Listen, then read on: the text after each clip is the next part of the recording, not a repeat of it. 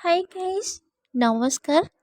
मु प्रमिता नायक स्वागत करुच्ची आपण मानकु लोरी परी मम्मी किचन चैनल को। चलतु आज बनैबा कातला माछ बा भाकुर माछर रेजाला। एई भाकुर माछ बा कातला माछर रेजालाटी बहुत बहुत बहुत डिलीशियस होइथाय। एटा पूरा पूरी बेंगली स्टाइल। बेंगली रे एटा बहुत फेमस। एटा केवल बेंगली रे फेमस नहीं, जदि आमे माने चाहिबा तेबे आम किचन ने मध्य एटा फेमस बनी परिबो। आपण माने थरुटिए मात्र ए भाकुर माछ बा कातला माछर रेजाला को थरुटिए बनांतु, तापरे मते कमेंट करबा को आपण मानकर निश्चय इच्छा हबो। बंधु माने आपण माने केउटु केउटु वीडियो टिक देखुछंती, निश्चय कमेंट सेक्शन ने लिखिबा को बिल्कुल भी भूलिबेनी। ई रेसिपीटी आपण निश्चय थरे मात्र बनांतु आ मते कमेंट तो निश्चय करंतु। तेबे आउ डेरी काहेकि, चलंतु रेसिपीटी बनेबा स्टार्ट करिबा।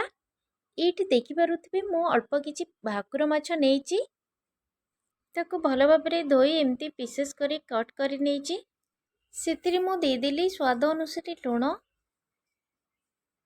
आउ गोटे इम्पोर्टेंट कथा कहि रखुछि, माछटी को जेतेबेले लूण गोलेबे आमे हळदी गोलांती, किंतु एई भाकुर माछ रेजालार हळदी बिल्कुल पड़िबनी। देखि पारुथिबे मो केवल लूण देकी याको गोळे नउछि, एठी मो हळदीर व्यवहार करिनी। तापरे याको आमे भाजी नबा भल भाबरे। कड़ाई रे अल्प किछि दे देली सोरिष तेल। तेलटी हमर पूरा भल भाबरे गरम हबा दरकार। तेलटी जेतेबेले भल भाबरे गरम हे धुआं आसीबो, सेतेबेले जाई आपण माछ गुडाक पकेइबे। नहेले माछ गुडाक परस्पर भितरे चिपकी जिवो आउ भांगी जिबार मध्य संभावना रहिछि। एबे देखि पारुथिबे माछ गुडाक मु भल भाबरे भाजी नेली। तापरे जिबा नेक्स्ट प्रोसेस को। एठी मु दुईटी मीडियम साइज रो पियाज को पतला पतला करिके काटी नेइछि। गोटे सस्पेन रे अल्प किछि पानी देई मु पियाज को सिझेई नेली। आउ अल्प किछि माछ थिला ताकू मध्य मु भाजी नेली। एठी मु सबु माछ को भाजी किरी रेडी कर देली। भाकुर माछ बा कातला माछ रेजाला पाई मसला रेडी करिबा। एठी मु नेइछि दुईटी रसुण भल भाबरे चोपा छड़ेई नेइछि, गोटे खंड अदा नेइछि आउ कंचा लंका नेइछि। आकु आमे पूरा पूरी प्लेन करिके बाटी नबा। गोटे प्रकार मसला रेडी कली, तापरे आउ गोटे मसला रेडी करिबा। एठी मु अल्प किछि काजू नेइछि आउ किछि मगज नेइछि, आउ 2 चमच धनिया आउ गोटे चमच जीरा। एठी नेइछि खंडे डालचीन आउ दुईटी अलैच। आउ एठी नेइछि बड़ अलैच को मु चोपा छड़ेई नेइछि। एथिरे अल्प किछि पानी देई भल भाबरे आकु पूरा प्लेन करिके ग्राइंडिंग करि नबा। तापरे एठी पियाजटी हमर फुटी सारिकी ठंडा हे गलानी। पियाज को मध्य से पानी सहित आमे पूरा प्लेन करिके बाटी नबा। हमर भाकुर माछ रेजाला पाई तीनोटी मसला रेडी हे गला। एबे चलंतु पैन रे सोरिष तेल दबा। तापरे दे देली सेतिरे दुईटी सुखिला लंका। तापरे दे देली अल्प किछि पंच फुटण। फुटणटी को आमे भल भाबरे फुटेई नबा। खरिकारे टिके ताको एपट सेपट करि दबा, जहा द्वारा कि फुटणटी हमर पूरा भल भाबरे फुटी जिवो। एबे हमर फुटणटी भल भाबरे फुटी सारलानी। एबे आमे ए स्टेज रे जो पियाज बटाटी को दे दबा। पियाज बटार हल्का गोल्डन कलर आसला पर्यंत आमे याको कुक करि नबा। एठी आपण माने देखि पारुथिबे पियाज रु धीरे धीरे तेल छाड़ीबा को लागिलानी। याको आमे आउ टिके कुक करिबा। पूरा तेल आउ पियाज पूरा अलग हे गलानी। ए स्टेज रे आमे दे दबा स्वाद अनुसार लूण। एठी देखंतु तेल गुडाक सब पियाज बटार ऊपर को पळे आसलानी। देखि पारुथिबे यार स्ट्रक्चर। इबे हमर पियाजटी पूरा पूरी रेडी हे गलानी। तापरे ए स्टेज रे आमे दे दबा अदा रसुण कंचा लंका पेस्ट।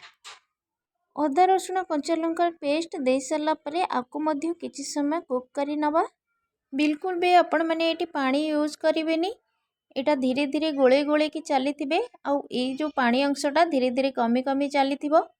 ए स्टेज रे आमे कोन करिबा ना मो दे देली गोटे चमच धनिया पाउडर आ गोटे चमच फिश मसला। फिश मसला जगह रे आपण चिकन मसला मध्य देई परिबे और मीट मसला मध्य देई परिबे। ଏଇଠି ମୁଁ 4 ରୁ 5ଟି କଞ୍ଚା ଲଙ୍କା ମଝିରୁ ଚିରିକିରି ମୁଁ ସେଥିରେ ପକେଇଦେଲି। ଏବେ ଦେଖନ୍ତୁ ଧୀରେ ଧୀରେ ପାଣିଟି କମି କମି ଆସିଲାଣି ଆଉ ମସଲା ଗୁଡ଼ାକ କଢ଼େଇରୁ ପୁରା ଛାଡ଼ି ଆସିଲାଣି ଦେଖିପାରୁଥିବେ। ଆକୁ ଆମେ ଅଳ୍ପ ସମୟ କୁକ୍ କରିସାରିଲା ପରେ ଏଇ ଷ୍ଟେଜ୍ରେ ଆମେ କ'ଣ କରିବା ନା ଦେଇଦେବା ଯେଉଁ କାଜୁ ଆଉ ଚାରମଗଜ ବଟା ରଖିଥିଲି ସେଇଟାକୁ ମୁଁ ଦେଇଦେଲି। କାଜୁ ବଟାଟି ଦେଇ ସାରିଲା ପରେ ଆକୁ ଆମେ ଭଲ ଭାବରେ ଗୋଳେଇ ନେବା, ମସଲା ସହିତ ପୁରାପୁରି ଭଲ ଭାବରେ ମିକ୍ସ କରି ନେବା। ଦେଖନ୍ତୁ ଏଇଭଳି ଭାବରେ ମିକ୍ସ କରି ନେବେ। ଆକୁ ଆମେ ସେଇ ଯାଏ କୁକ୍ କରିବା ଯେ ପର୍ଯ୍ୟନ୍ତ ତେଲ ଆଉ ମସଲାରୁ ଟିକେ ଅଲଗା ନ ହେଇଯାଇଥିବ, ସେଇ ଯାଏ ଆମେ କୁକ୍ କରିବା। ଏବେ ଦେଖନ୍ତୁ ତେଲ ଟିକେ ଟିକେ ଉପରକୁ ପଳେଇ ଆସିଲାଣି। ଏଇ ଷ୍ଟେଜ୍ରେ ମୁଁ ଏଠି 1 ଚାମଚ ଦହି ଦେଇଦେଲି। ଆପଣ ଏଇଠି ଲକ୍ଷ୍ୟ କରିପାରୁଥିବେ ଏଇ ଭାକୁର ମାଛ ରେଜାଲାର ମୁଁ ହଳଦୀ ଆଉ ଲଙ୍କା ପାଉଡ଼ର ଆଉ ଟମାଟୋ ଏଇ 3ଟି ଜିନିଷକୁ ମୁଁ ସ୍କିପ୍ କରିଛି, ଏଥିରେ ପକେଇନି। ଏଥିରେ ଟମାଟୋ ମଧ୍ୟ ଦେବା ଦରକାର କରୁନି କାହିଁକିନା ଏଥିରେ ଦହି ପଡ଼ିଛି। ଯେହେତୁ ମୁଁ 1 ବଡ଼ ଚାମଚ ଦହି ନେଇଛି, ଆପଣ ୟାଠୁ ଅଧିକ ମଧ୍ୟ ଦହି ପକାଇ ପାରିବେ। ଯେତିକି ଖଟା ଆପଣ ଚାହିଁବେ ସେଇ ଅନୁସାରେ ଦହିଟି ପକାଇ ପାରିବେ। ତାପରେ ମସଲାଟି ଆମର ପୁରାପୁରି ରେଡ଼ି ହେଇଗଲାଣି। ଦେଖିପାରୁଥିବେ ମସଲା ଆଉ ପାଣି ମସଲା ଆଉ ତେଲ ପୁରାପୁରି ଅଲଗା ହେଇସାରିଲାଣି। ଏଇ ଷ୍ଟେଜ୍ରେ ଆମେ ପାଣି ଦେଇଦେବା। ପାଣିଟି ଟିକେ ଭଲ ଭାବରେ ଫୁଟିବା ପାଇଁ ଛାଡ଼ିଦେବା। ଫୁଟି ସାରିଲା ପରେ ମୁଁ ସେଥିରେ ସବୁ ଗୁଡ଼ାକ ଭାକୁର ମାଛ ବା କାତଲା ମାଛ ମୁଁ ପକାଇଦେଲି। এই ଭାକୁର ମାଛ ରେଜାଲାରେ ଆପଣ ଯଦି ଚାହିଁବେ ଲଙ୍କା ପାଉଡ଼ରଟି ପକାଇ ପାରିବେ। ମୁଁ ଏଠି ଲଙ୍କା ପାଉଡ଼ର ପକାଇନି କାହିଁକିନା এই ମାଛର କଲର୍ଟା ଏମିତି ରହିବା ଦରକାର। ଏବେ ଆମର ପୁରାପୁରି ରେଡ଼ି ହେଇଗଲା କାତଲା ମାଛର ରେଜାଲା ବା ଭାକୁର ମାଛର ରେଜାଲା। ଏବେ ଦେଖନ୍ତୁ ୟାର ଷ୍ଟ୍ରକ୍ଚର ପୁରା ଏଇଭଳି ରହିବା ଦରକାର।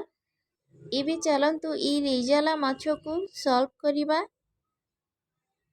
ଆପଣମାନଙ୍କୁ এই ବେଙ୍ଗୋଲି ଷ୍ଟାଇଲ ଭାକୁର ମାଛ ବା କାତଲା ମାଛର ରେଜାଲାଟି କେମିତି ଲାଗିଲା ନିଶ୍ଚୟ କମେଣ୍ଟ ମାଧ୍ୟମରେ ଜଣାନ୍ତୁ। ଯଦି ଭଲ ଲାଗିଥାଏ ତେବେ ଲାଇକ୍ କରନ୍ତୁ, ସେୟାର କରନ୍ତୁ। ଚ୍ୟାନେଲରେ ନୂଆ ଥିଲେ ଚ୍ୟାନେଲଟିକୁ ସବସ୍କ୍ରାଇବ୍ କରନ୍ତୁ।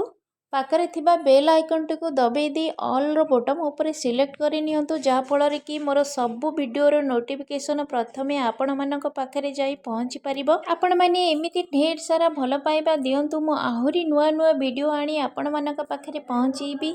ଆପଣମାନଙ୍କ ଦିନ ମଙ୍ଗଳମୟ ହେଉ। ରହିଲି। ଜୟ Jagannath. Bye bye. Take care.